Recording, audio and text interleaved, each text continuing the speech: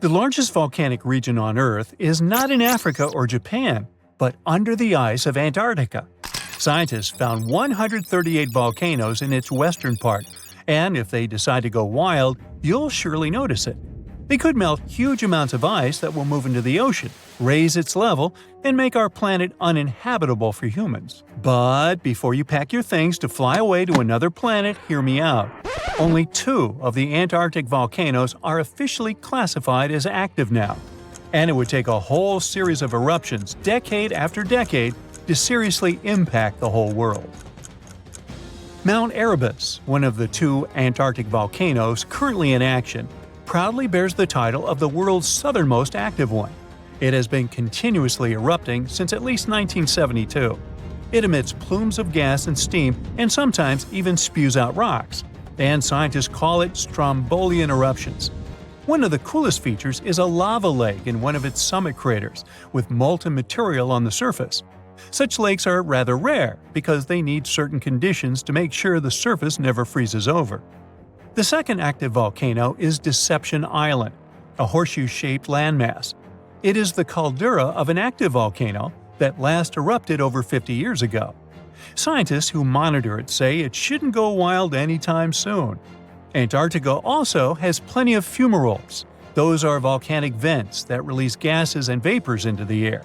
In the right conditions, they can spew out enough stuff to build fumarolic ice towers up to 10 feet tall. Scientists keep an eye on the Antarctic volcanoes with seismometers that detect when the Earth starts trembling from volcanic activity. Sometimes they also use more complicated tech, but it's all really challenging because of how far away this polar region is and how tricky it is to get there.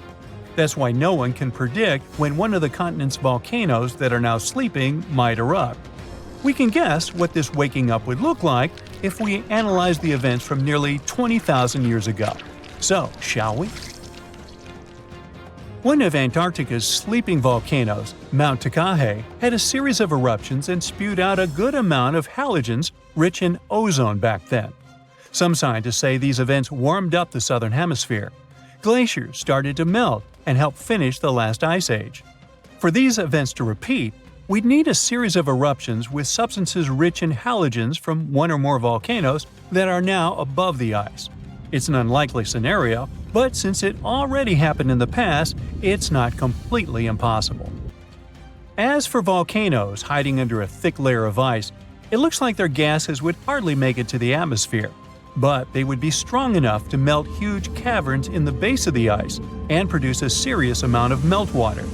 The West Antarctic ice sheet is wet and not frozen to its bed, so this meltwater would work as a lubricant and set the overlying ice into motion soon. The volume of water that even a large volcano would generate in this way is nothing compared to the volume of ice beneath it.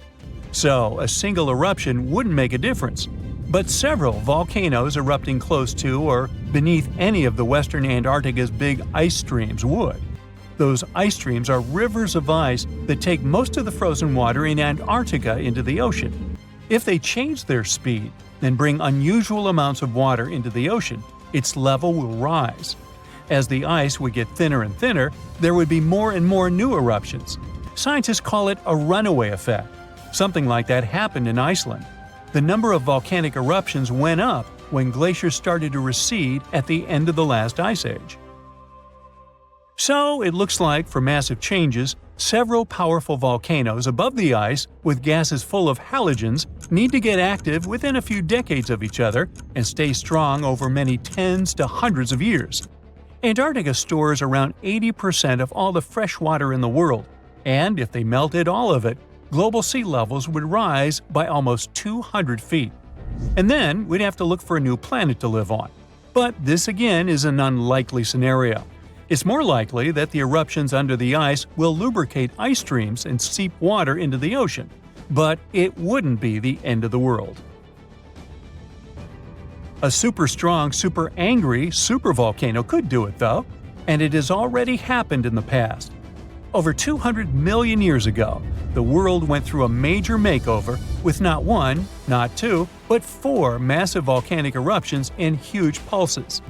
The supervolcano called Camp had been erupting over and over for 600,000 years, It all happened in Wrangell, a large chunk of land that used to be a supermassive volcano stretching across what's now British Columbia and Alaska. And it wasn't the lava or the volcanic ash that ruined the environment. The eruption made carbon levels skyrocket. The planet would never be the same again. This volcanic activity might have helped dinosaurs grow from cat-sized critters into giants we saw in Jurassic Park. It kicked off a 2-million-year rainy season. It made the whole world hot and humid, and the dinos just loved it. Researchers dug deep into sediment layers beneath an ancient lake in Asia to uncover these secrets. They found traces of volcanic ash and mercury, clear signs of those epic eruptions. There were carbon signatures showing huge spikes in carbon dioxide levels. It made the atmosphere toasty, and the rain poured down. So the bad news is, another eruption like this could happen. The supervolcano beneath Yellowstone National Park has been sleeping for nearly 70,000 years. But if it wakes up, it would be many times more catastrophic than the eruption of Mount St. Helens in 1980. It's considered the most disastrous volcanic eruption in U.S. history. It followed 2 months of earthquakes and injection of magma below the volcano that weakened and destroyed the entire north face of the mountain. The eruption column went 80,000 feet into the atmosphere and spread ash over 11 U.S. states and several Canadian provinces. The last Yellowstone eruption was 1,000 times greater than that. The ground above Yellowstone sits on a hot spot made of molten and semi-molten rock called magma. This magma stuff flows into a chamber beneath the park, about 4 to 6 miles down, making the ground puff up like a balloon.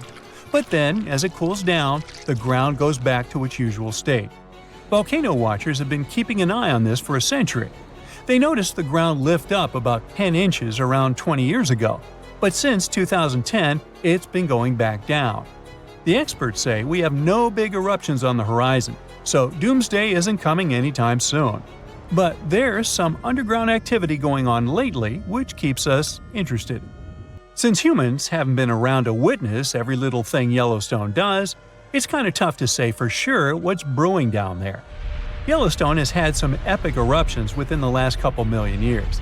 They happen like clockwork, with gaps of 600,000 to 800,000 years between them. The last big one was around 640,000 years ago, and it basically reshaped the entire landscape, spreading ash and debris as far as Louisiana. You can still see the aftermath of the last big eruption in the Yellowstone caldera today.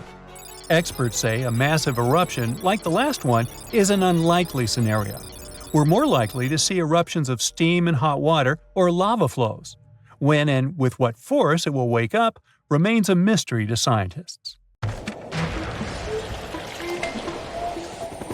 There's not much to do in Antarctica except scientific work. You could check out the wildlife, like some cute penguins and seals. And you'd get to see the occasional whale swimming around. Antarctica is one of the biggest lands out there that's only inhabited by scientists and researchers from all over the world. These scientists dug a hole through some pretty thick ice to study the ancient air and how the atmosphere cleans itself. They used a special drill and dug a clean cylindrical hole 450 feet below the surface. Some of this ice can be up to 800,000 years old and is a good indicator of what the climate was like in the past. It's like checking out tree rings to determine how old a certain tree is, except it's more complicated than that. After the effortless digging, they decided to drop some ice to the bottom of the hole to see what would happen next. They heard some really unusual sounds.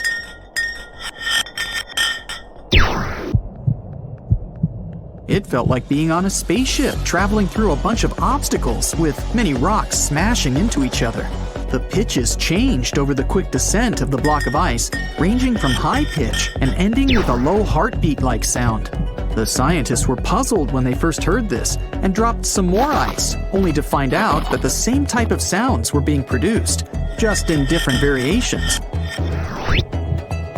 They couldn't tell what was down there, and, more importantly, why these kinds of sounds were produced. Antarctica boasts quite a few volcanoes, many of which are under super thick sheets of ice.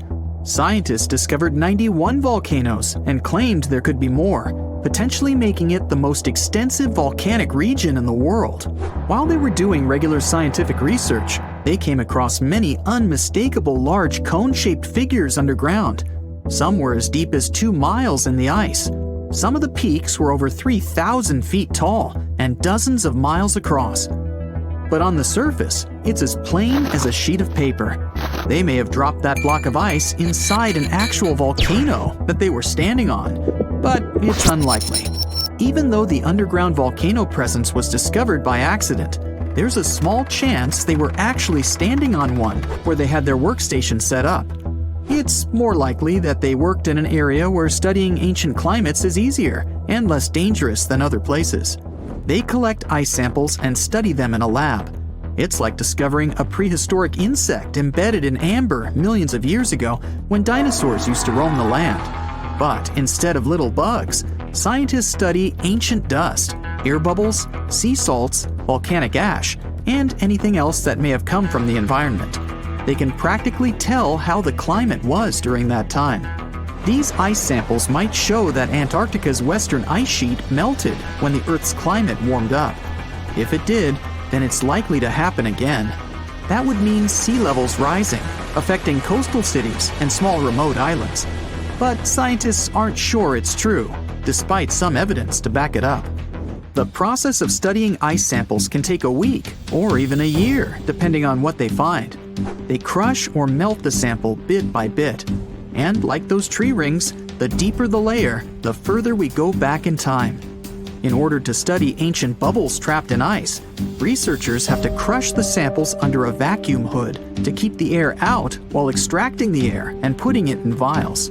There are various instruments and devices to study the ice samples, but because it's so sensitive to damage, each measurement must be in a clean room setting so that nothing gets compromised. The scientists have to wear proper bodysuits and many layers of gloves and constantly get ventilated. Even something as tiny and insignificant as a fingerprint can ruin a sample. They look for certain patterns to see changes in the atmosphere's composition and temperature. But dropping a few blocks of ice down a hole wouldn't be so bad. The reason why it made such a peculiar sound is the same reason why a moving car sounds different when it's honking than when it's stationary. The scientific word for it is the Doppler effect. It's an obvious change in the frequency of a wave with respect to an observer who is moving relative to the wave source. The effect doesn't mean the frequency of the sound changes, it just shifts. And this can be said about other types of waves, like water and light. But sound waves are the most popular ones when it comes to the Doppler effect. So, when the scientists dropped the ice block down the bottom of the hole, the sound waves traveled back up and bounced around the narrow tube where they drilled. That's why they got the pew pew sound. Let's not forget that this ice block traveled 450 feet beneath us. Oil ships dig holes in the oceanic crust that go thousands of feet beneath the Earth. The Kola Super Deep Borehole in Russia is the deepest hole ever made by humans. It goes more than 40,000 feet below the surface and took almost 20 years to reach 7.5 miles. Below it is only half the distance to the mantle. In terms of the whole Earth, this very deep hole is literally scratching the surface. This wasn't a hole to dig for oil, and wasn't in the ocean either. The drilling was stopped in 1992 when the engineers found out that the temperatures were 100 degrees Fahrenheit higher than they predicted. And then it was abandoned, and it's just been a barren hole now. But that's the closest we've dug to the center of the planet. The scary thing is that some of the workers on the site could hear voices coming from within.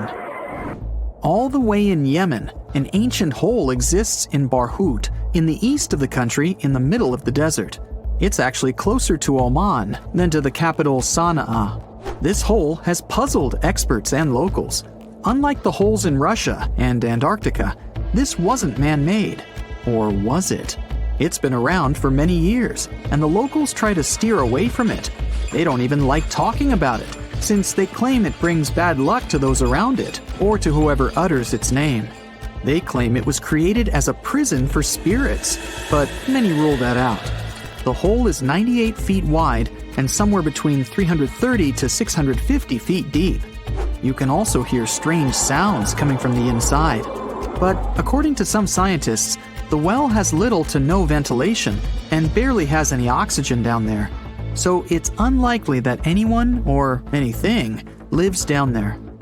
The Challenger Deep in the Mariana Trench caught some low-pitched grumble sounds in March of 2016. Some of these grumbles were followed by screeches. They caught these sounds in a span of weeks, using a titanium-encased microphone so that the immense pressure of the lowest point on Earth wouldn't crush it.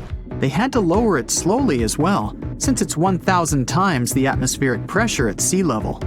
For 23 whole days, the microphone recorded typical sounds of whales passing by and boats sailing across from above, and even rumbles of nearby earthquakes, but they still couldn't determine what caused those initial sounds. The researchers couldn't understand if the noise from the bottom of the Mariana Trench was caused by humans or was natural. They also wanted to know if these sounds affected marine life, like dolphins and whales that rely on echolocation. They still can't figure it out, but scientists estimate that the ocean is about 10 times noisier than it was 50 years ago. With technological developments in shipping, submarines, and underwater construction, the ocean will only get louder with time. Northern lights come with sounds, which nobody talks about. They're usually audible when the auroras are at their most powerful presence. Scientists were always puzzled as to what caused the faint popping and crackling, even though they were very far above us. They used some special microphones and found out that the sounds came just 230 feet above us, which is pretty low.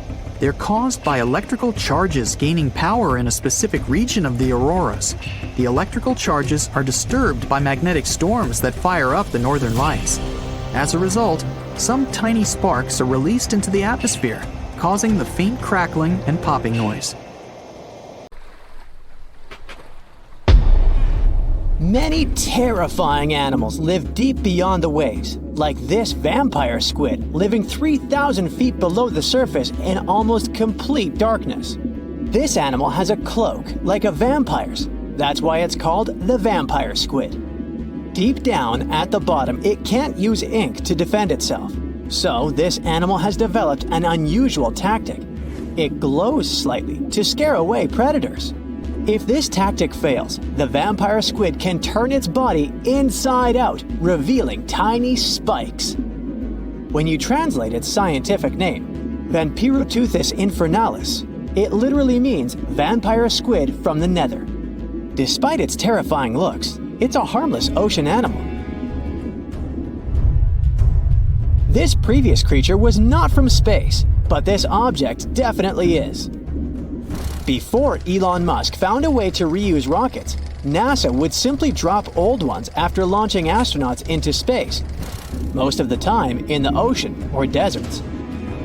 In 2012, Jeff Bezos launched a mission to find the Apollo 11 rocket.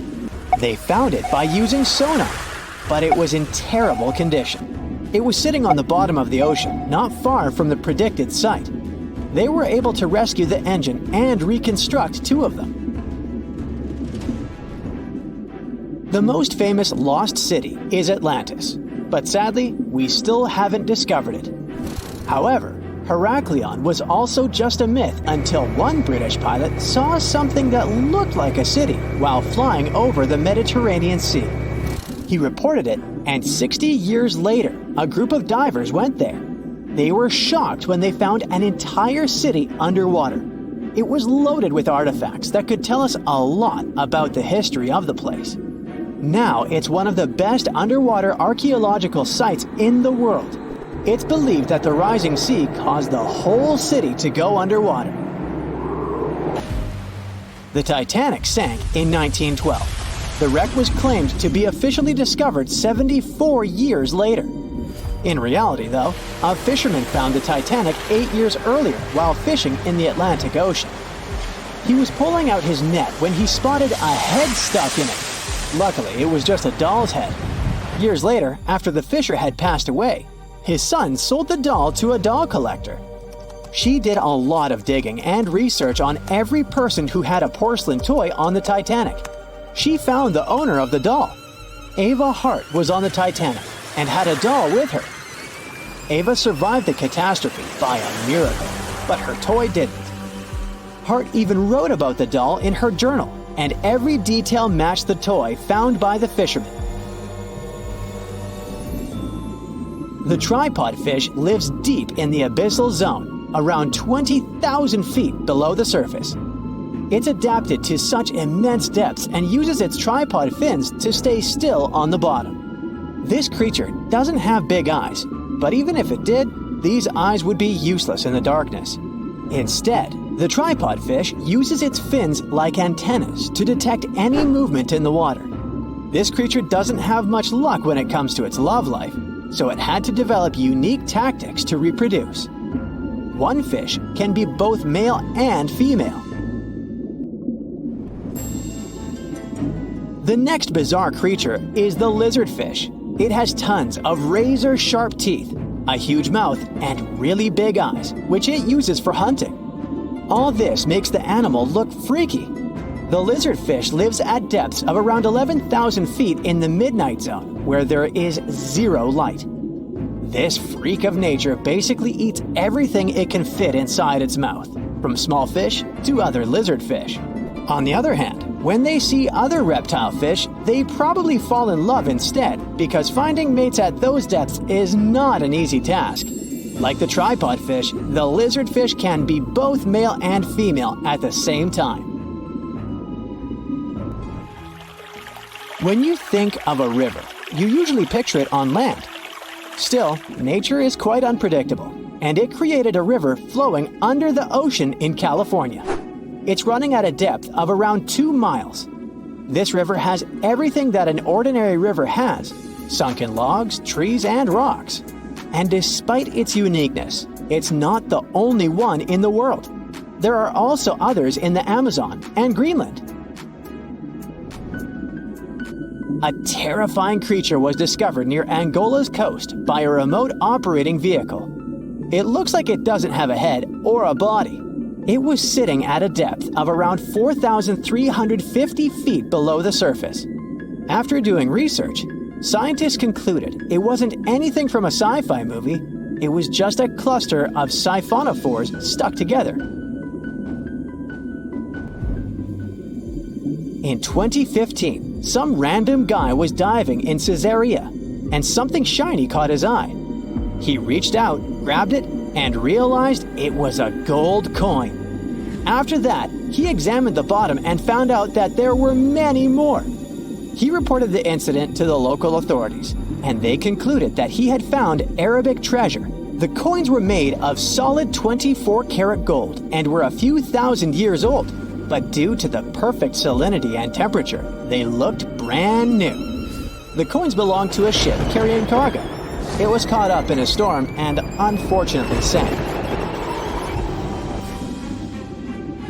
One of the weirdest things ever discovered was found in the Baltic Sea. It's an anomaly that looks as if it was created by a different civilization. It was discovered by Swedish researchers, and they basically had no idea what it was. They had to ask tons of other scientists for their opinions. When you look at this formation from above, it's 200 feet long and looks exactly like a fallen spaceship. It's hard to believe that it's a natural formation, but spoiler alert, it's totally made by nature because the Baltic Sea has gone through many erosions throughout history. Most likely, the bizarre formation is the result of these processes. A group of divers in Madagascar were shocked when they found this 7-foot monstrosity of a knife on the seafloor.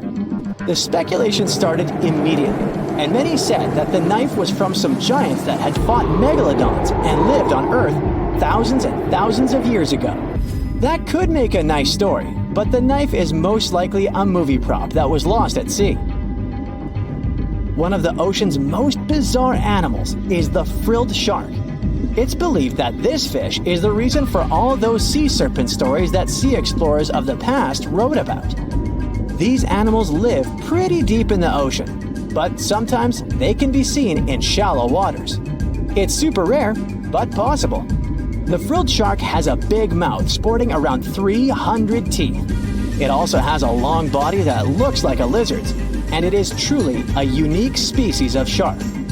Its prey can be half of its size because this shark's stomach is like that of a snake, and it can swallow huge fish or crustaceans.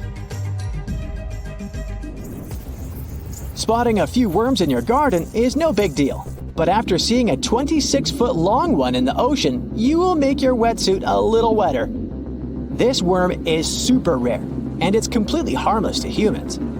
It's actually not a giant worm. It's a cluster of zooids that are stuck together in a worm-shaped formation. They usually only eat plankton, bacteria, and other tiny things that can be found in the ocean. Probably the scariest thing in the ocean that is 100% real is the Magna Pinna, which can be found at crazy depths of 20,000 feet below the surface. This monster looks like an underwater Slender Man, but it's just a squid with really long tentacles that can reach a terrifying size of 8 feet. This guy has only been seen a few times, and basically, we don't know much about this creature so far. Meteorites rain down on Earth every single year. Almost 63% of the 69,268 meteorites scientists have officially recorded in the Meteoritical Bulletin database have been picked up from a polar desert. From where? Antarctica. It's technically a desert because it gets little precipitation.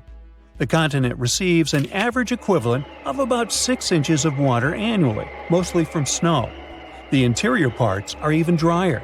Not much action happens to meteorites there. Deserts are like safe storage closets for them, and it's easier to spot meteorites there. In total, there are around 42,000 meteorites in Antarctica. Most of them have been spotted since 1976. The Sahara Desert in Africa isn't far behind. Nomads and treasure hunters have discovered over 14,000 meteorites there, especially since 1995. Then there's the Arabian Peninsula, mainly Oman, where they've unearthed about 4,200 meteorites. So why does Antarctica take the crown for its meteorite collection compared to other areas? It's not because more meteorites land there. Statistically, they can land anywhere. Antarctica wins because it's great at showing off these space rocks. The icy environment keeps them in mint condition. The contrast between the ice and space rocks makes spotting meteorites easy. Plus, there are spots called meteorite stranding zones, where the geology, ice flow, and climate team up to gather meteorites. Here's the sci-fi part. Satellites help researchers find meteorites. They use these space gadgets to spot the best places to search. Some of these meteorites are ancient, like 1 million years old. Now, when you think about how many meteorites there are, it's a bit like a pie chart. If you measure their weight instead of just counting them, things get interesting. Antarctica's slice of the pie gets smaller.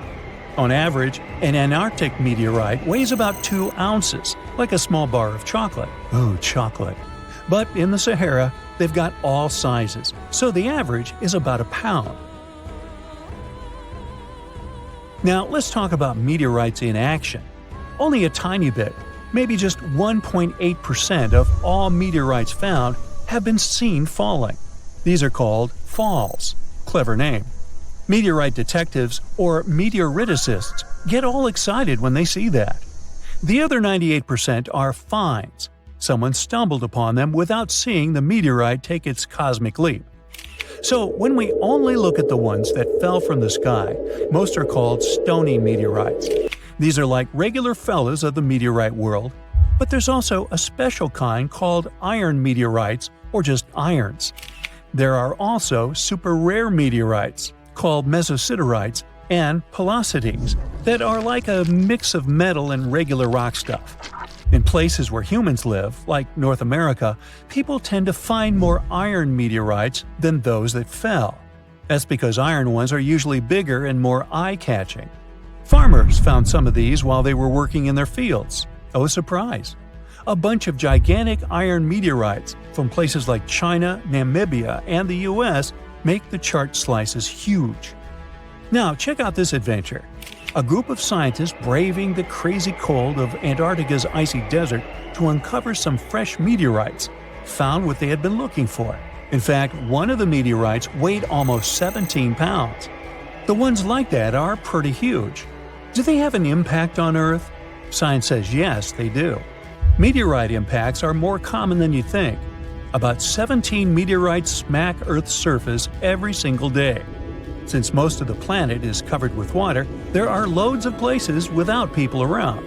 That's why these hits often go unnoticed. Most meteorites are just small bits zipping through our atmosphere anyway. By the time they touch down, they get tiny thanks to all the friction against the air. Not all meteorite impacts are wimpy. Some supersized ones have rocked our world. Remember when dinosaurs said bye-bye? Yeah, that might have been the fault of a huge asteroid. These meteorite hits are random, and they happen all the time. Scientists have uncovered evidence of a massive meteor impact even before the famous dinosaur wipeout. This impact is thought to have triggered the biggest extinction event in Earth's history. The 300-mile-wide impact crater is chilling over a mile beneath the East Antarctic ice sheet. This mega event occurred about 250 million years ago. The epicenter of the crater is in the Wilkes-Land area of East Antarctica. It might have started the breakup of the Gondwana supercontinent. It was a big landmass that included parts of what are now South America, Africa, Antarctica, Australia, and more. So, the Gondwana supercontinent started to chip off by creating a tectonic rift that pushed Australia northward. This Wilkes-Land impact surpasses the one that led to the dinosaurs' extinction in terms of scale and could have caused catastrophic consequences at the time. The Hoba meteorite is a huge chunk of space stuff chilling on Earth. It crash-landed about 80,000 years ago in Namibia. The thing is a heavyweight, like twice the size of the next biggest meteorite ever found. Interestingly, it also has a weird flat shape.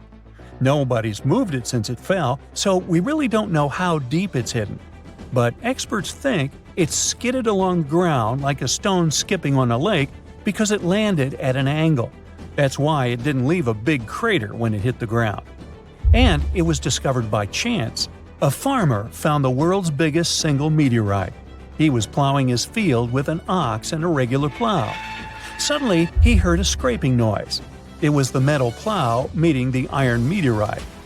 The Mosi meteorite from Tanzania has been staying underground for centuries before scientists gave it a proper look. The locals loved this space gem, calling it Commando. It was known in town for generations. Mosi is made of the same stuff as its other meteorite friends on Earth, about 90% iron and 8% nickel. It weighs 25 tons. Let's talk about the El Chaco meteorite, part of the Campo del Cielo meteorite crew in Argentina. Imagine an almost 24-square-mile playground for space rocks. El Chaco, weighing 37 tons, decided to show up fashionably late in 1969.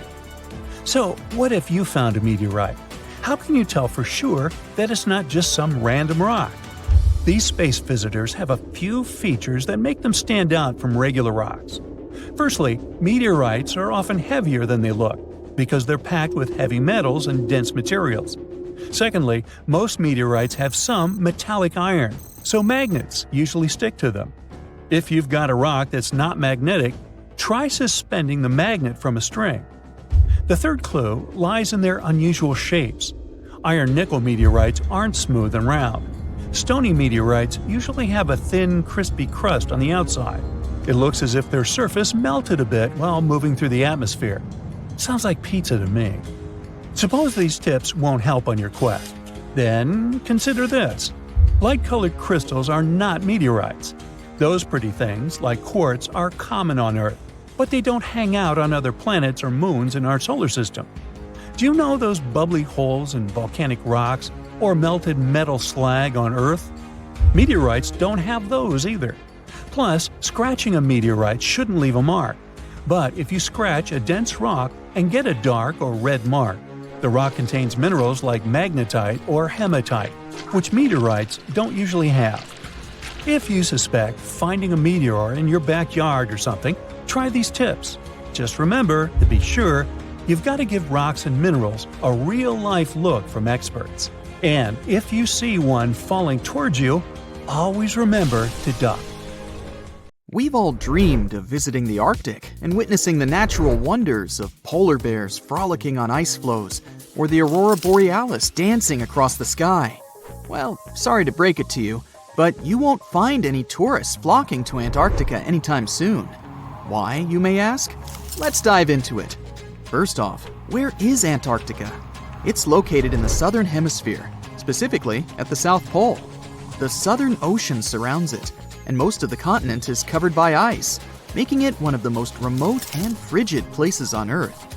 Now, have you ever met someone who's visited Antarctica? Probably not. It's one of the least visited places on the planet, and only a handful of lucky explorers have seen its interior, which is mostly made up of glaciers and ice fields. But trust me when I say the wildlife and scenery are out of this world. Why shouldn't you travel to Antarctica? Well, for starters, the environment is incredibly fragile and can be easily damaged. Plus, there are no native human populations on the continent, so your travels would essentially be like visiting an uninhabited island. And let's not forget that it's also one of the most expensive destinations to travel to. Despite all that, Antarctica is not exactly guarded like a fortress, but there is an international agreement called the Antarctic Treaty. This treaty was negotiated to prevent any unwanted activity on the continent and bans some forms of testing done there by member states. But the primary reason we can't just waltz into Antarctica is that it has a delicate ecosystem that needs protection. The treaty states that Antarctica should be used for peaceful purposes only and should be free from any human activity that could harm the environment. Scientists are still learning about the continent's unique ecosystem, and our activity and machines could disrupt the delicate balance that exists there. If you're still itching to go to Antarctica, getting permission isn't exactly a walk in the park. U.S. citizens, for example, need to complete a special form and send it to the Office of Ocean and Polar Affairs. And once you're there, you'll need to follow some strict guidelines to protect the environment, like not disturbing any wildlife or taking souvenirs like rocks, plants, or animals. Now, technically, can you live in Antarctica? While there are no laws banning people from living there permanently, it's a very inhospitable environment and unsuitable for human habitation. Temperatures can reach -76 degrees Fahrenheit and below, making it nearly impossible for anyone to survive without the proper equipment and experience. Plus, the nearest piece of land is over 1,000 miles away, making any inhabitants completely cut off from the rest of the world. Who knows? Maybe one day we'll get the chance to visit this unique and fascinating continent. But until then, let's admire it from afar. Let's now talk a bit about the discovery of Antarctica. Unlike other places that were already inhabited, Antarctica never had a native human population. Ancient Greek philosophers had an idea about the continent and called it Antarctos, meaning opposite the bear. The bears it refers to are not the polar ones though, but rather the Great and Little Bear constellations, which are only observable in the northern hemisphere. As a result, the term signifies the opposite of the land of the bear. Whaling and sealing voyages in the late 1700s and early 1800s would venture further south when rounding Cape Horn at the tip of South America. It was known that going further south often meant stronger winds, but also the risk of hitting floating ice of all sizes and of winds and seas that could prove dangerous to the ship and crew. Captain James Cook was the first to cross the Antarctic Circle on January 17, 1773, in the Ross Sea region. He reached a point further north a year later, and though he didn't sight land, he came to within 50 miles and saw deposits of rock held in icebergs, indicating that a more southerly land existed. The first sighting of Antarctica is widely acknowledged to have taken place in January of 1820, during the voyage of two ships under the command of Captain Fabian Gottlieb von Bellingshausen, as part of a 2-year exploratory expedition around the world to discover new lands. The captain's ships were the first to have crossed the Antarctic Circle since Cook. The first undisputed landing on Antarctica didn't happen until much later, on January 24, 1895, at Cape Adare during the whaling voyage of the ship Antarctic, led by Henrik Bull.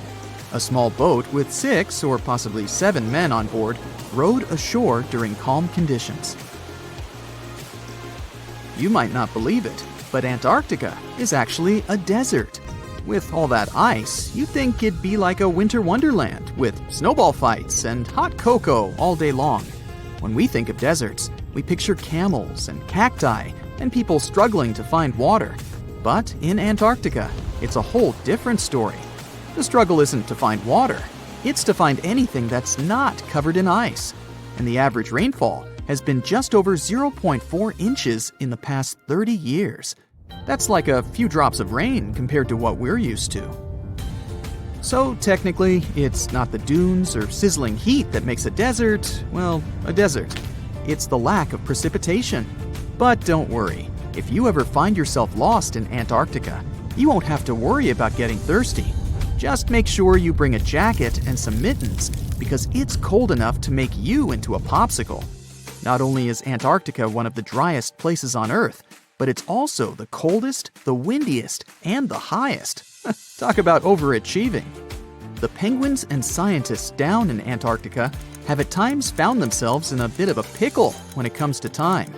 You see, unlike the rest of us on this big blue planet, there is no Antarctica time zone. All the lines of longitude meet at a single point at the South Pole, making it a bit of a head-scratcher when trying to figure out what time it is. Now, you might be thinking, but how do the scientists and researchers keep track of time down there? Good question. They typically stick to the time zone of the country they departed from. However, with stations from all over the world on the Antarctic Peninsula, things can get a little wacky. Imagine trying to coordinate with your neighboring countries without accidentally waking them up in the middle of the night. You might think that not much could survive in a place where the temperature is extremely cold, the sun barely shows up, and the wind could blow you away faster than a tumbleweed. Well, as in many places on Earth, life found a way in Antarctica too.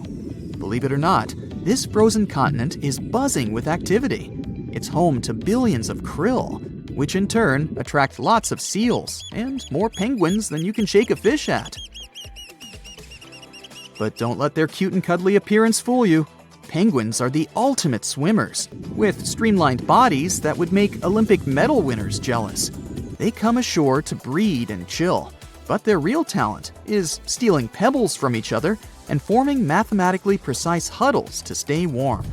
Antarctica is also home to the largest species of penguin on Earth. It's called the emperor penguin. Sure, these creatures are flightless birds, but that doesn't mean they can't jump. In fact, some of them can leap up to 120 inches. And let's not forget about the seals. With their furry bodies and special songs, these marine mammals are protected by the Antarctic Treaty, and they're thriving in the cool waters of the Southern Ocean too. But the real stars of the show are the whales. During the Antarctic summer, these huge creatures show up in droves to chow down on the abundant krill. It's indeed like a whale buffet down there. It was the beginning of the 20th century, and two rivals, Robert Scott and Roald Amundsen, set on their expeditions to become the first people in history to reach the South Pole. The race wasn't easy, and it ended tragically for Scott. Amundsen has won and set his tent on the pole before his rivals. A member of Scott's expedition known as Terra Nova, British geologist Thomas Griffith Taylor, not only survived the harsh conditions, but also made an unexpected discovery. He found a waterfall of what appeared to be blood at the rocky base of the glacier, which now has his name, in 1911. It took scientists more than a century to figure out what is behind the eerie coloring.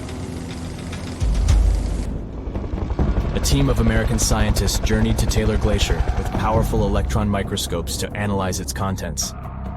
Previous studies had scratched the surface of the Crimson Enigma, but no one had previously done a full-scale analysis of its mineralogical makeup.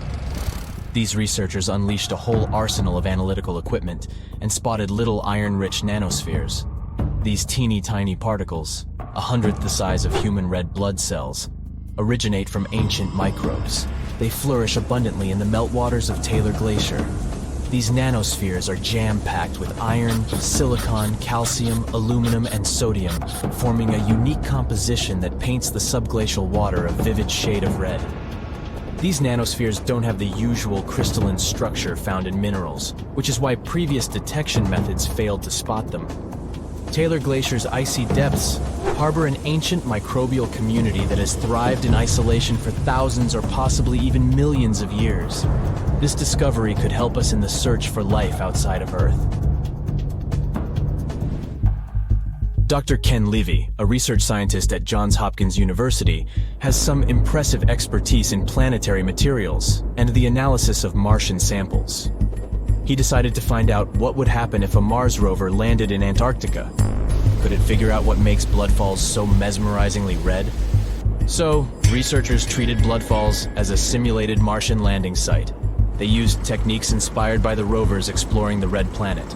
The samples they collected were sent to Johns Hopkins processing facilities. There, Livy unleashed the power of transmission electron microscopy and revealed the enigmatic nanospheres. He made the conclusion that our current methods of analyzing other planets' surfaces with rovers fall short. They can't unravel the true nature of environmental materials, especially on chilly planets like Mars. These materials might be super tiny and non-crystalline, throwing off our detection methods. To truly grasp the essence of rocky planets, we'll need transmission electron microscopes. Strapping one onto a Mars rover isn't feasible yet, but it could mean a start of a new era in space exploration. Have you ever seen a waterfall on fire? Every February, when the stars align just right, Horsetail Fall in Yosemite National Park gets a sensational makeover. As the sun sets, its rays hit the waterfall at the perfect angle, transforming it into a blazing display of vibrant orange and red hues. We don't know exactly who and when discovered this natural miracle. The original valley dwellers may have known about it, but they kept it to themselves. It wasn't until 1973 that photographer Galen Rowell captured the first known photo of the waterfall, bringing it into the limelight. Since then, the firefall has become a global sensation, spreading like wildfire on social media and drawing crowds from far and wide. This magnificent cascade draws hundreds of spectators every year, but they can only see the show under certain conditions. First things first, Horsetail Fall needs a flowing stream. If there's not enough snowpack in February, the waterfall won't have enough water to create the magic.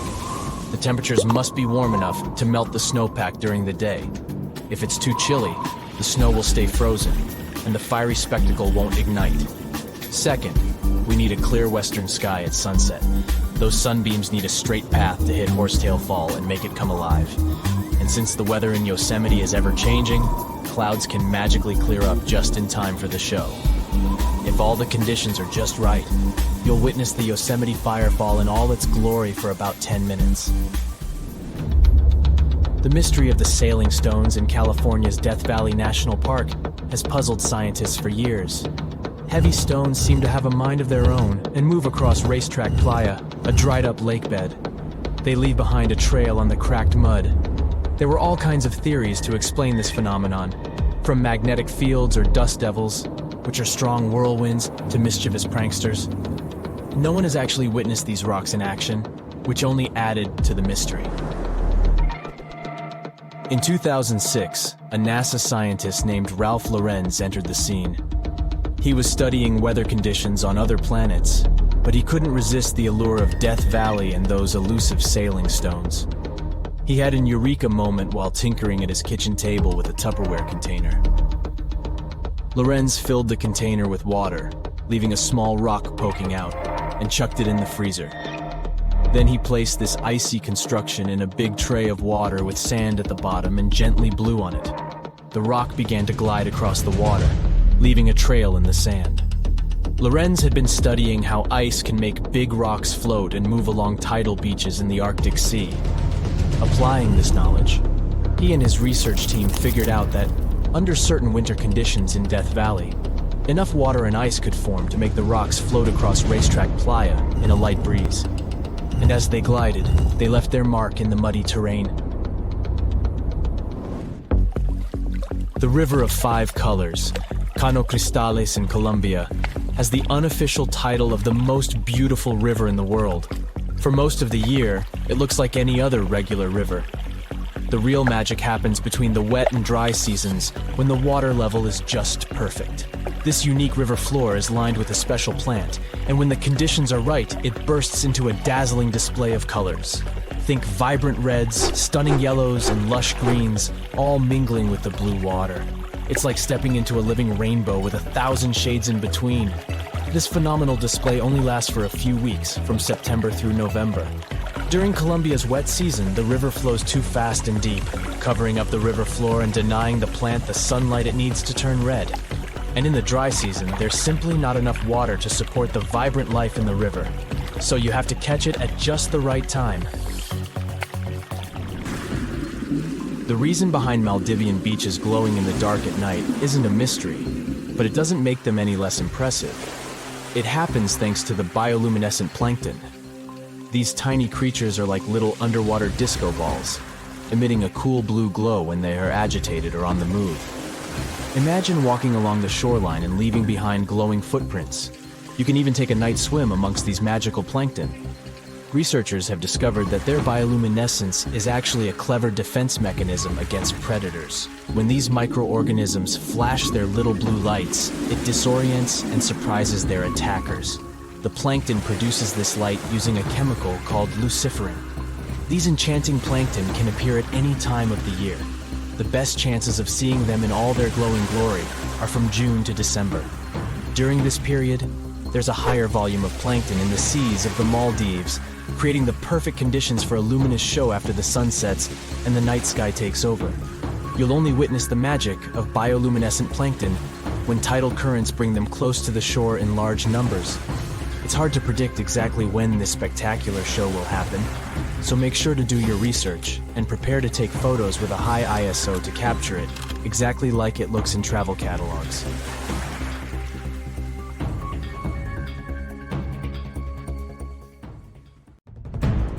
Antarctica is the most remote continent on the planet.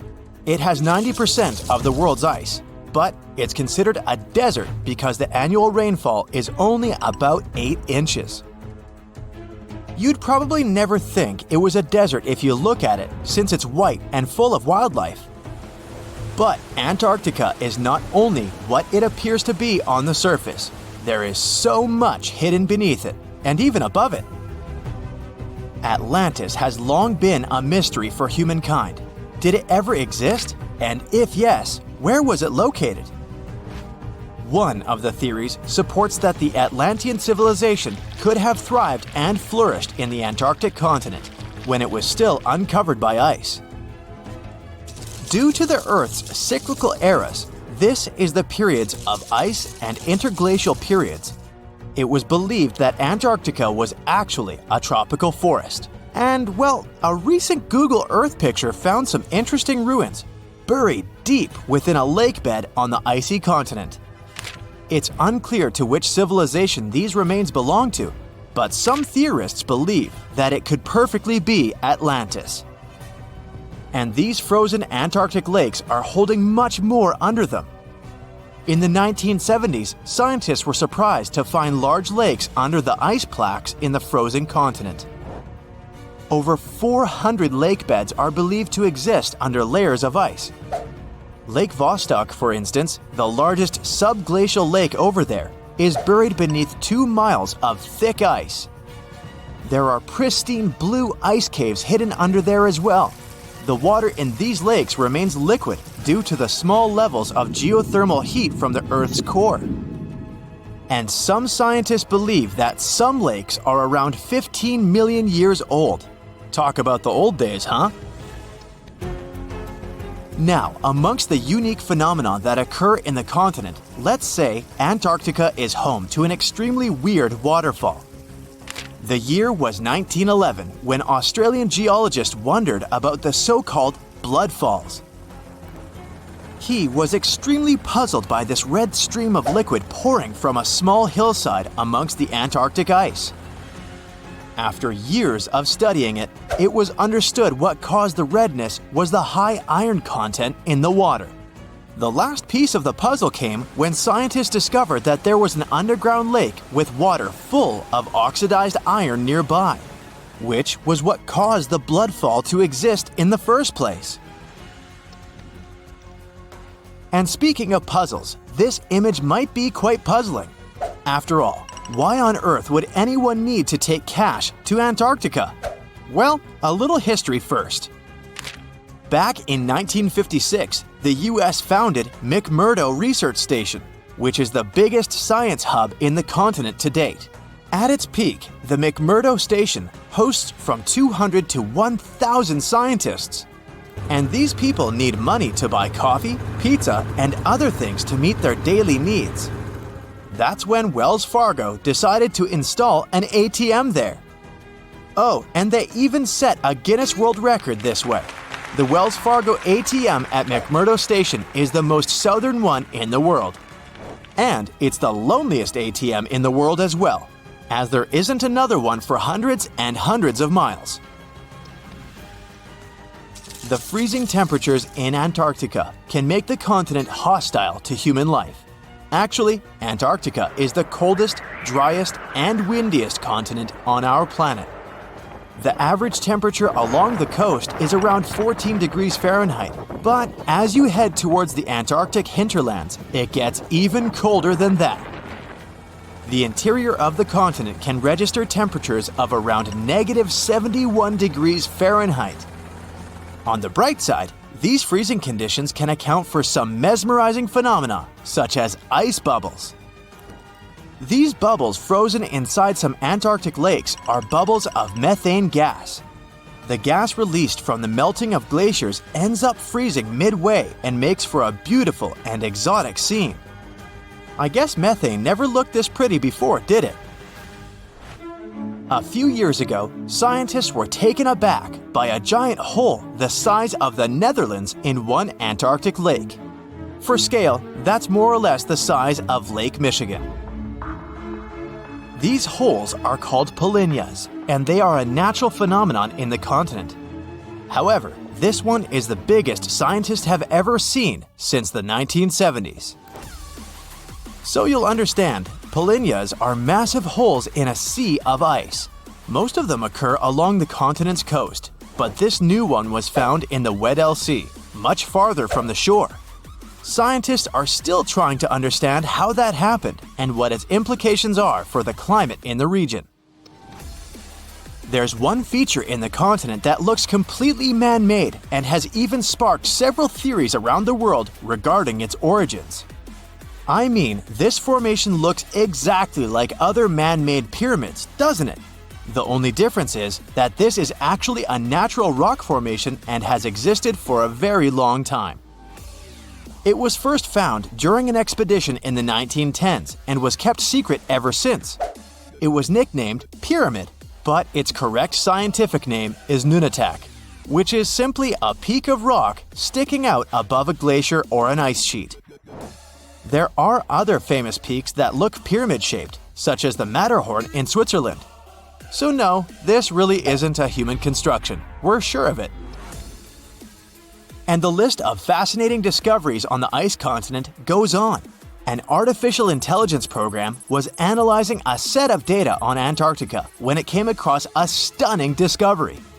There may be up to 300,000 undiscovered meteorites to be found in the icy field of the continent.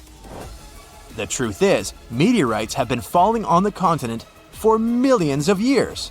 But it was only 110 years ago that the first one was found. And guess what? Recently, researchers found a Martian meteorite in East Antarctica. It was the biggest one found in the last 25 years, and it weighed about 165 pounds. Now, usually fire and ice are rather a tricky combination, so I'm guessing you wouldn't say that Antarctica hosts an active volcano, right? But it does. The volcano, known as Mount Erebus, is the southernmost active volcano in the world with liquid magma and lava boiling for eons. Actually, Mount Erebus has been active for over 1 million years, and it's Antarctica's second highest volcano with a height of 12,000 feet. We've mentioned before that Antarctica wasn't always icy, but could you imagine a huge rainforest covering the entire continent? This isn't science fiction, it's actually true. Leaf impressions and fossilized wood clearly show signs of tropical trees in the region. Fossil research has also revealed something magnificent. Antarctica is home to the oldest worm in the world. According to National Geographic, sperm fossils found in Antarctica reveal a long-extinct species of worm that is around 50 million years old. Scientists claim that this discovery is beyond important to studying some evolutionary relationships and say that this was only possible due to the freezing of such samples for thousands of years. Antarctica is a continent rich in biodiversity. Penguins, polar bears, and seals are just some of the animals we know that exist down there. But there is also a rare and fascinating species of fish that inhabits Antarctic waters. Popularly known as the see-through fish, this species is as bizarre as it is beautiful. This fish had to adapt to survive the cold water temperature in Antarctica, so much so that it evolved into a unique being. As well as a transparent body, this fish has transparent blood, making it completely see-through. This is because they lack the protein hemoglobin, which gives blood its red color. Pretty neat, huh? When you think of Antarctica, you probably think of icebergs, right? So here are some fun facts about it. Did you know that icebergs have a lifespan of about 3,000 years? And that together with Greenland, Antarctica is one of the world's primary sources of icebergs. Icebergs can reach 600 to 700 feet below the surface of the water, and around 90% of an iceberg is hidden underwater. That's where the expression "tip of the iceberg" comes from. The Earth has three main layers: two parts of the core, the dense, hot inner core, and the molten outer core. Then comes the mantle. And then follows the thin crust, the surface that supports life as we know it. At least, that's what we thought, because now scientists found a new mysterious layer located deep within the solid inner core. Earth's inner core is approximately 2/3 the size of the Moon.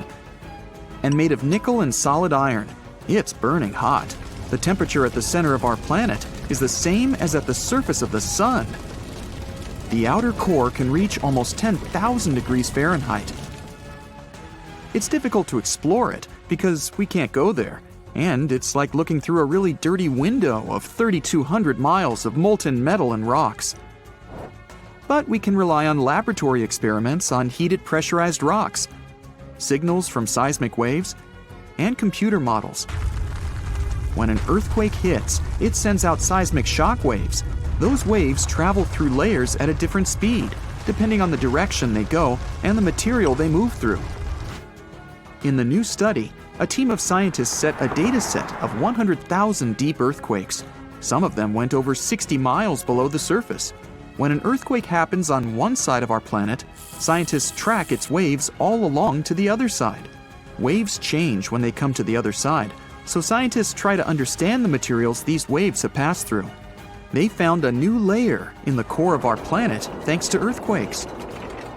Normally, shock waves travel along the equator, but down below, they digress and go into different directions, about 60 degrees to the side.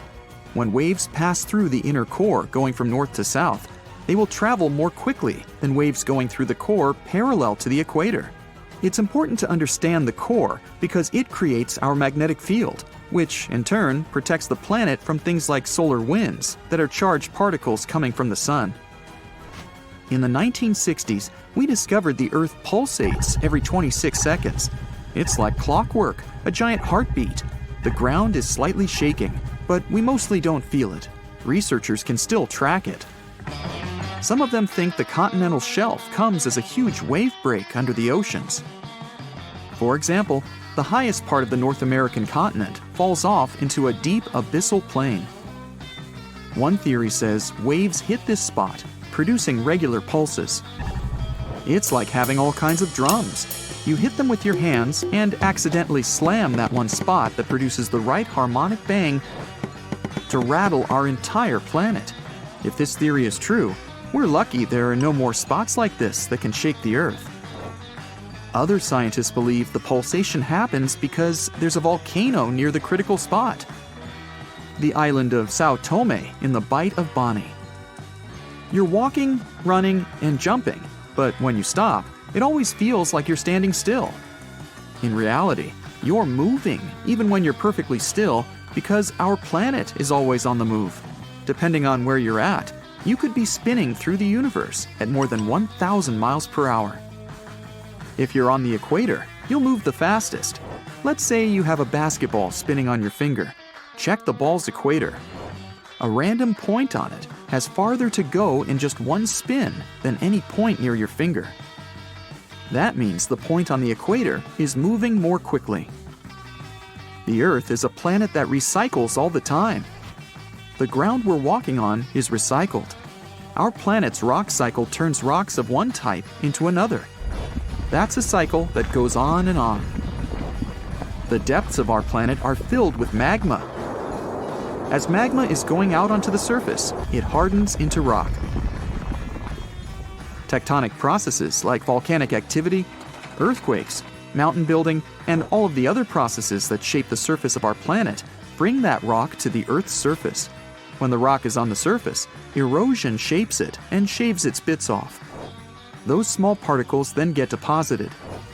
All the pressure coming from above compacts the particles into sedimentary rocks, like, for example, sandstone. Sedimentary rocks can also end up deeper and deeper under the Earth's surface. Since there's a lot of heat and pressure, they get cooked into metamorphic rocks. They can go back to the surface once again, or even end up being re-eroded. Sometimes the crust plates are pushing one under another, and this way, rocks can transform into magma once again. We've explored only 5% of the ocean so far. The ocean itself, as well as life below the seafloor, is still a mystery. The sediments that are underlying our oceans are home to different microorganisms that exist even at depths of 1.5 miles beneath the seafloor. There are microbes hidden deep inside volcanic rocks below the seafloor off of the parts of the Pacific, hidden under 870 feet of sediment. The biosphere under the seafloor is growing extremely slowly compared to life on the surface. Cell division happens every 10 to 1,000 years. Something's different about the Earth's axis. Climate changes and melting glaciers, mostly in the regions like the Himalayas and Alaska, made the axis shift. Our planet has two kinds of poles. Are the south and north magnetic poles. They affect things such as drift and navigation. The axis that the Earth is spinning around is another kind of pole. It shifted a little bit over time, but we don't know exactly why. Researchers realize there are moving masses of water, pushing the Earth's axis eastward. Take a basin of water as an example.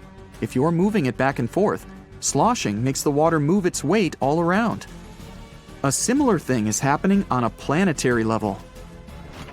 No matter how large an earthquake is, no human could ever feel an earthquake on the opposite side of the Earth, although some people claim they did.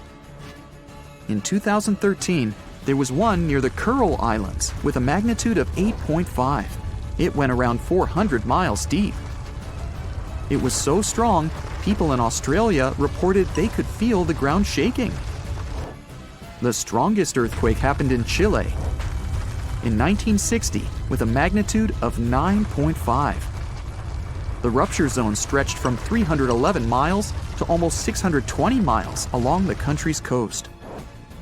Earthquakes with a magnitude of 10 or higher can't happen. The magnitude depends on the length of the fault where it occurs. The longer the fault, the bigger the earthquake. A fault is a break in a part of the planet's crust. It has rocks on both sides, and they move past each other. We haven't found a fault long enough to generate earthquakes with a magnitude of 10 or more. If it happened, it would extend around most of our planet. An earthquake with a magnitude of 12 would require a fault larger than our planet. One side of our planet is getting colder than the other. The Earth has a system that keeps it warm from the inside, a red-hot liquid interior deep below the surface. It spins and, at the same time, generates a magnetic field and gravity. That way, the Earth's core holds the atmosphere closer to the planet's surface. The Earth also absorbs heat from the Sun, mostly on the surface. The heat doesn't spread equally on all parts of the Earth. One side of the planet, the Pacific Hemisphere, is losing heat more quickly than another, the African Hemisphere. This happens because land traps more heat than the surface under the ocean. The seafloor is way thinner than the landmass. Also, the temperature caused by the heat coming from inside the Earth is getting lower because of huge amounts of cold water above it. Clouds are not just like some fluffy distant pieces of cotton. They weigh more than 1 million pounds and help regulate our planet's temperature. If you take all the water droplets in clouds and bring them to the surface, you could cover the planet with a liquid layer as thin as a human hair. It doesn't seem like a lot, but this water is crucially important for climate. We'd have warmer temperatures if it weren't for the clouds. Ever wonder why, despite all our advancements in technology and science, there's a vast expanse of our own planet that we barely know about? Believe it or not, over 80% of our oceans remain uncharted territory. It's as if we've got this massive aquatic playground in our backyard and we've barely scratched the surface. Also, did you know that only about 7% of our oceans have a special tag called Marine Protected Areas, or MPAs? How come this colossal body of water that envelops most of our planet is also among the most vulnerable and misunderstood spaces in the universe? Pressure has a lot to do with it. Our deep ocean is a beast of a place with no visibility, freezing temperatures, and pressure that's so intense that in certain areas it would make you feel like you're having the weight of 50 jumbo jets on your body. No wonder we're having an easier time sending people into space than to the bottom of the ocean. The deeper you go into the waters, the more pressure piles up. But let's not forget we have tech on our side, right? Scientists now use these cool satellite technologies that track the color of the ocean to check how much phytoplankton is there, for example. Why is this important, you might ask? Because these little plant-like critters are actually pretty major players in our big blue oceans. In the grand scheme of things in the aquatic world, phytoplankton is like the bedrock of the ocean food chain. It gives life to almost everything, from the tiny zooplankton, which are animal-like microorganisms, to those colossal, magnificent whales. When these technologies first came around, satellites could get clear images of the ocean faster than a ship could take the same number of measurements in 10 years. But it's not all about looking at the ocean from space. Sometimes you gotta dive in there and see it for yourself. Thankfully, we've come a long way in ocean exploration tech too. We've got things like floats and drifters that ride the ocean currents while collecting data, and a whole fleet of underwater vehicles, some of which are manned, some remote-controlled, and some even autonomous. Remember James Cameron, the guy who made the movie Titanic? He's super into exploring the ocean, and in 2012, he set a record by going down to the Mariana Trench in a vertical torpedo sub. He thinks there's nothing like being in the ocean and experiencing it firsthand. Other companies use a mix of technologies for their ocean explorations.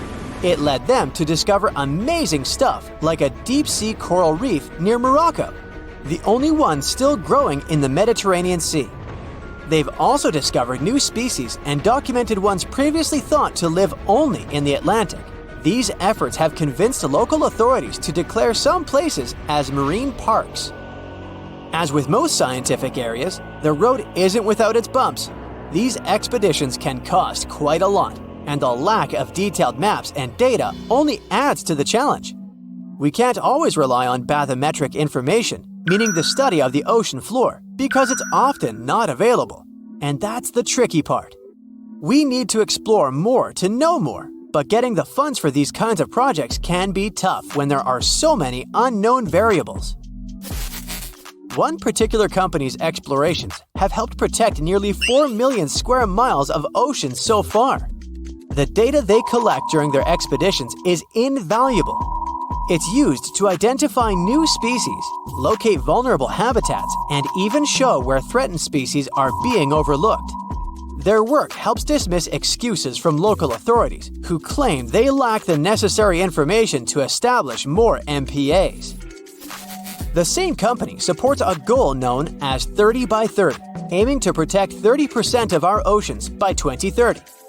It's a big target, and there's a long road ahead, but ongoing ocean exploration can provide the proof needed to keep more of our oceans safe.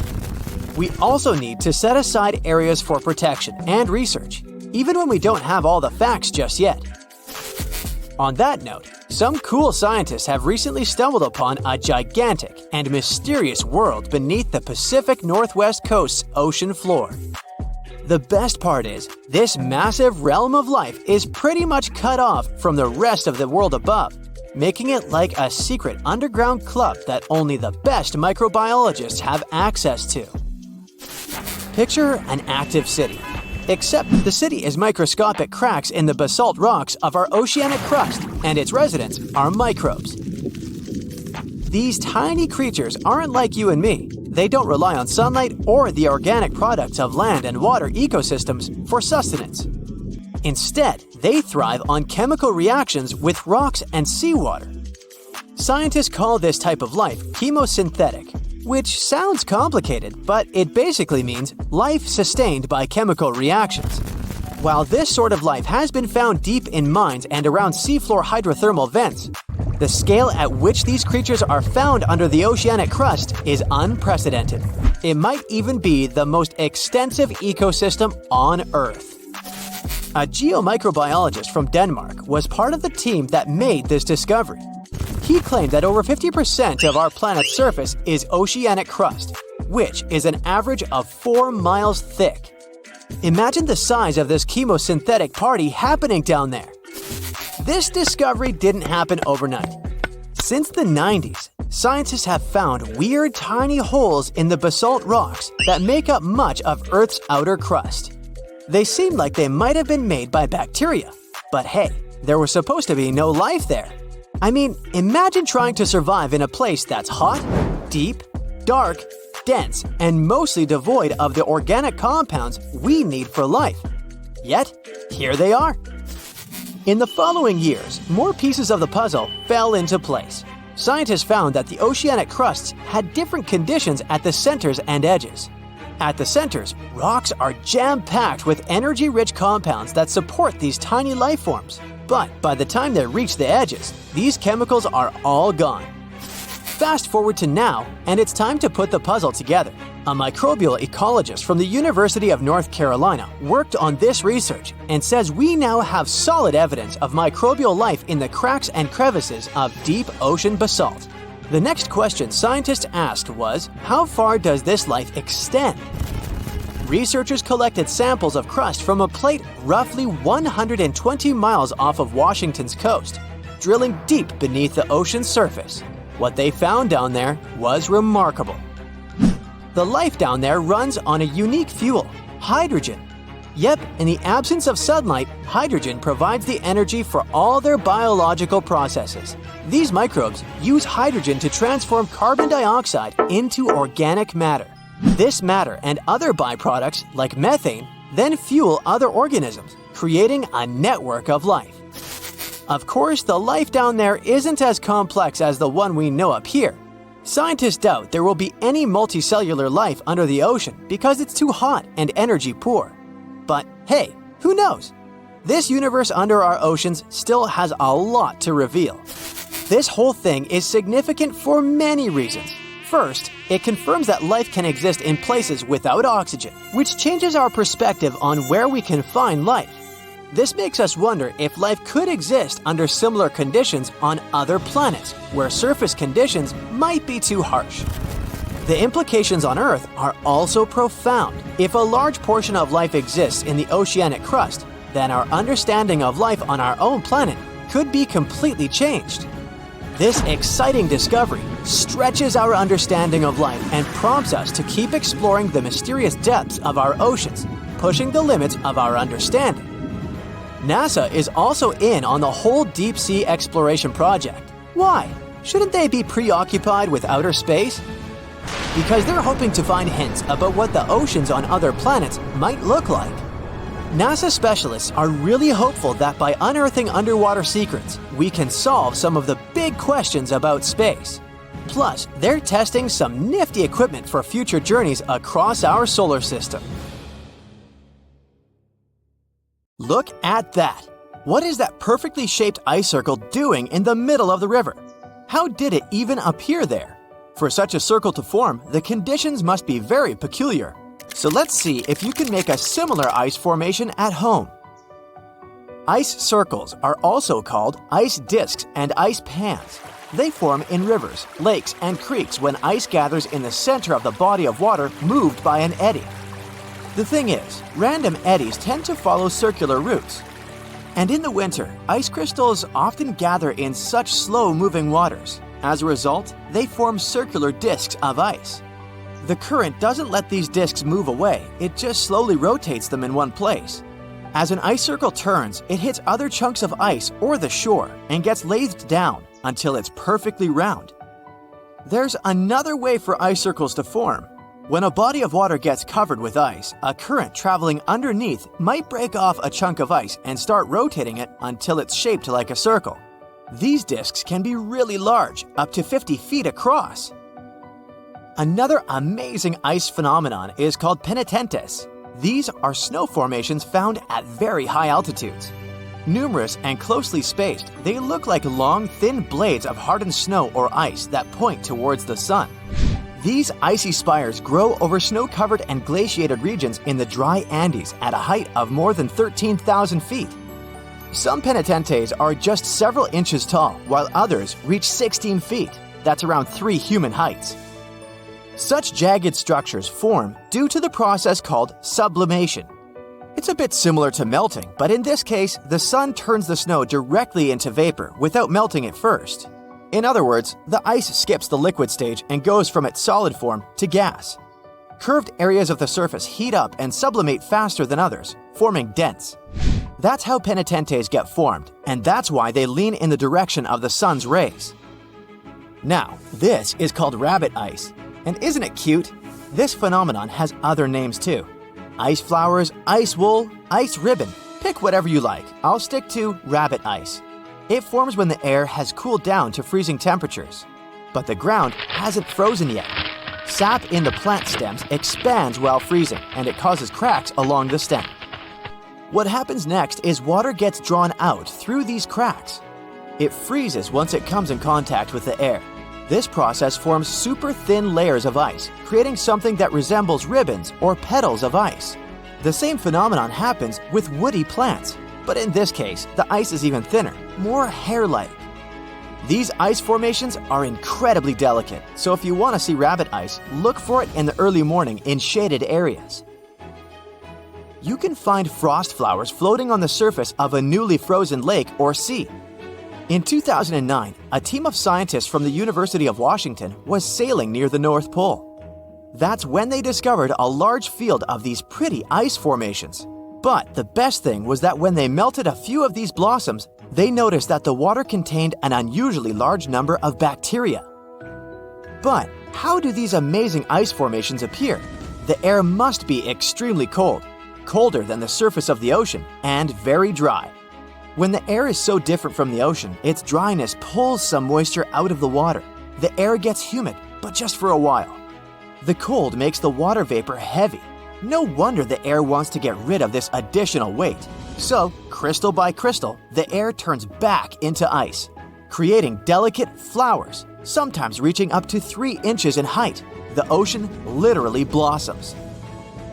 Needle ice also has many names, and the most creative of them are frost columns, ice fringes, and ice castles. This type of ice occurs in a similar way to rabbit ice, but the water gets drawn out from the soil surface through narrow capillaries. All this water freezes in needle-like columns. At first sight, these formations look like baled hay, but made out of snow. And actually, it's quite an accurate description. You know how hay gets rolled up into large balls? Well, the same way snow rollers form. The wind blows a chunk of snow along the ground. As it rolls, it picks up even more snow, growing in size. Snow rollers are usually cylindrical and hollow inside because the very first layer of snow often flakes away as the roller moves. These snow formations can get up to 2 feet in diameter. They occur when the temperatures are near melting and there is a fresh layer of fluffy snow on the ground. Oh, and it shouldn't stick to the surface it lies on. Don't forget about the wind either. It should be strong enough to make the roller, well, roll, but not too strong to break it apart. These conditions sound rather precise. That's why snow rollers are so rare. But it's not only ice that creates amazingly beautiful things. Fire can do it too. Look at Pele's hair. These thin threads may look golden and pretty, but they're very dangerous to pick up. The wind sometimes catches small droplets of lava coming from active volcanoes. These droplets get carried miles away from the vent and are stretched into super thin glass wires, also called hair lava. Some strands can be as long as 6 feet. Have you warmed up yet? Then it's time to cool down again. On March 19, 2018, the inhabitants of Alabama had to run for their lives not to be hit by huge chunks of ice falling from the sky. It was the infamous hailstorm of Alabama, which caused millions of dollars worth of damage. After the hailstorm, it looked as if the place had been thoroughly trashed by savages. Broken shop windows, smashed car windshields, broken billboards, and holes in roofs. But what made researchers really excited was a hailstone found near the town of Cullman, Alabama. This softball-sized monster was more than 5 inches across and thus set a new state record. Now, look at these pretty bubbles. They're pockets of highly flammable and combustible methane gas. Trapped underwater, this gas forms psychedelic landscapes and stunning patterns. Typical for northern latitude lakes, such as Lake Abraham in Alberta, Canada, these bubbles appear when animal remains, leaves, and plants fall into the water and get consumed by bacteria. These bacteria later excrete methane gas. But don't fall for the beauty of this phenomenon. When spring comes, the ice melts and the methane bubbles start to fizz and pop in a most amazing fashion. But if you happen to light a fire in the area, everything may go boom. Imagine surfing a perfect wave when it suddenly freezes. Well, it sure sounds creepy. Luckily, such things don't happen in life, right? Wrong. You can see mind-boggling frozen waves in Antarctica. These waves occur when the ice gets compressed and the ever-increasing pressure squeezes the air bubbles out of it. As for the beautiful blue color, it's the result of the ice melting and refreezing.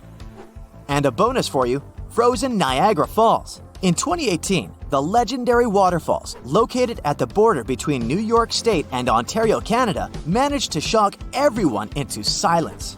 Tourists who arrived to admire the power of the roaring water were astonished to find Niagara Falls frozen. Jumping ahead of myself, the waterfalls weren't frozen per se, since such a feat is impossible for a mass of flowing water that huge, but microscopic water droplets that got airborne off Niagara Falls, as well as the mist, formed a crust of ice over the rushing water. As a result, you could be looking at the waterfalls and be sure that they were frozen. In reality, the water kept flowing, but it was hidden beneath the ice. Do you know that NASA explores not only stars, planets, galaxies, or black holes? Hard to believe, but yes. The agency also works on discoveries here on our home planet Earth. So what has NASA recently discovered? Is there life under the ice? While they were analyzing data recently, they discovered something unbelievable hiding under Antarctica's ice.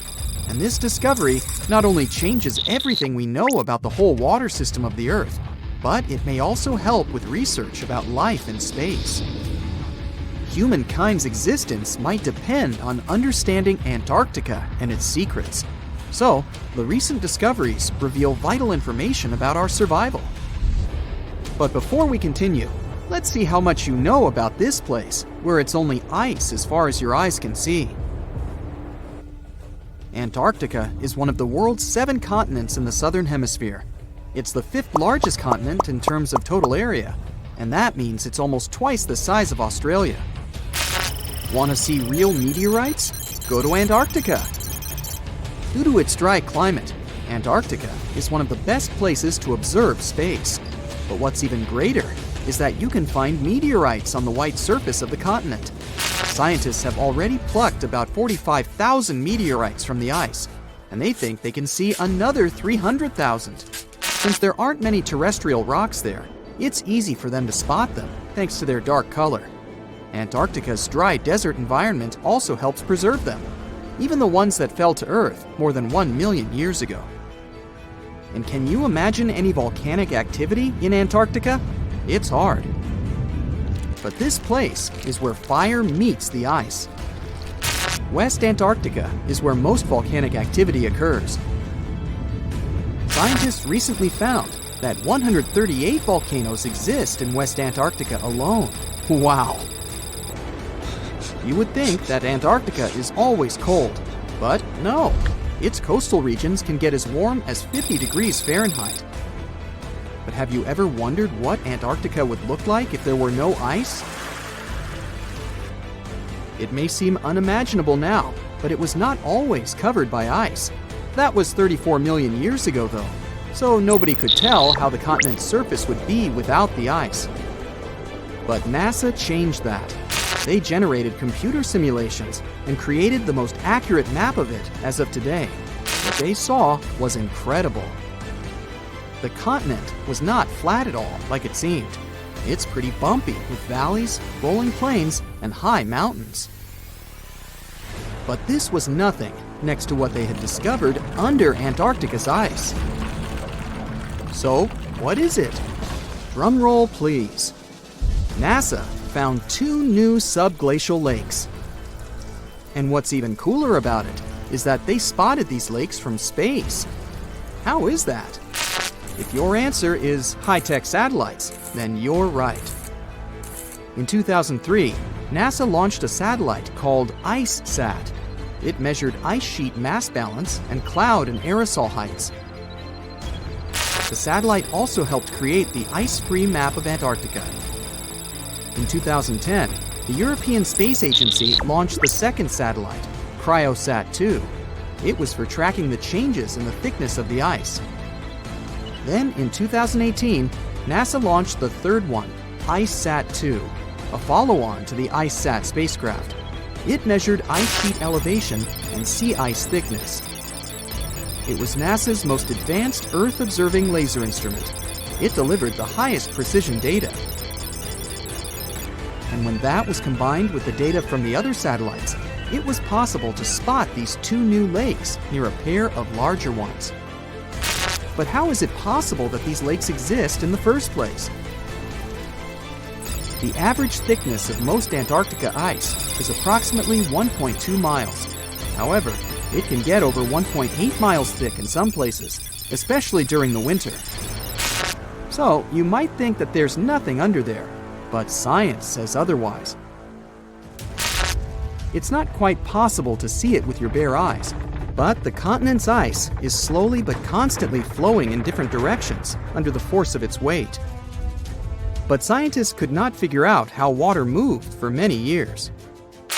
That started to change in 2007, when data gathered from the IceSat provided insight into what hides beneath the surface. They first discovered an entire network of meltwater lakes connected under Antarctica's fast-flowing ice streams, and there were hundreds of them. Scripps Institution of Oceanography glaciologist Helen Amanda Fricker figured that the elevation changes measured by IceSat happened because of the dynamics of these lakes. They did not hold meltwater statically. Instead, they were filling and draining continuously over time through a system of waterways. And as they did that, the ice above rose and fell. But where do they drain? The ocean, of course, and it drains a lot. A recent study, co-authored by Fricker, found that the drainage of one lake flushed as much as 198 billion gallons into the ocean in only 3 days. Countless mysteries about how nature works are still waiting to be solved. But finding the 2 new lakes will give scientists a better picture of how fast the Antarctic ice sheet will change as the climate gets warmer, and how this will affect global ocean currents and sea level rise. The filling and draining cycle of the lakes also cause the ice sheet to suffer cracks and crevices. So, the information they find from these new lakes will also give them a better understanding of the damage on the surface of the ice. They will also be able to assess how this filling and draining system influences the speed at which ice slips into the oceans and seas. And that means they can evaluate how the added fresh water may alter marine ecosystems. This discovery may also suggest whether life is under the ice. Wow! Scientists drilled through about 3,504 feet of ice and found that water samples taken from one of the lakes contained approximately 10,000 bacterial cells per milliliter. Such a high number of bacterial life is a good sign, because that means the icy waters might also support higher life forms, such as microanimals, and one of these new lakes might even be their home. But the most exciting thing is that the new lakes might help them understand whether life on other planets is possible. Scientists believe any life below the frozen surface of the planet Mars might follow the patterns seen in Antarctica's lakes. So, there is a possibility that they might find critical new information on the type of life that may have existed on the red planet. You wouldn't want to be there during the winter, though. The lowest temperature on Earth you can experience is negative 128 degrees Fahrenheit. In 2010, there was an even lower temperature of negative 135 degrees Fahrenheit, and you may feel this cold much worse due to the strong and dry winds. Did you know that the size of the ice surface on Antarctica also changes throughout the year? It's about 1.2 million square miles during the summer, but when it's winter, it grows to 7.3 million square miles. Yet, despite the change, it remains the largest piece of ice on Earth. Sorry, Arctic, you lose. Do you know these cute little penguins? Consider these animals the locals, because there is no native population in Antarctica. It's a no man's land, because no single country owns it. But do you know who really owns it? 5 different species of penguins, seals, and killer whales. Ha. Despite the continent's harsh conditions, you can visit it as a tourist for fishing and research purposes. Around 5,000 people reside on the continent during summer at research stations. But when winter comes, the number naturally drops down to 1,000. Antarctica's ice blanket makes up 70% of the world's freshwater reserves. Imagine what would happen if it melted. The global sea levels would be raised by almost 200